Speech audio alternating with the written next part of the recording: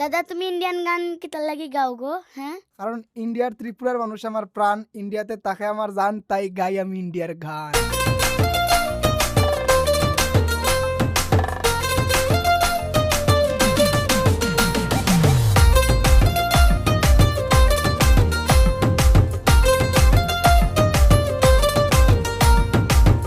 ইন্ডিয়াতে কিসের তো টান, আমি বাংলাদেশে হই পেরেশান। সবাই শুনো আমার বাংলা গান, আমি গাইয়া যাইমু ইন্ডিয়ার গান।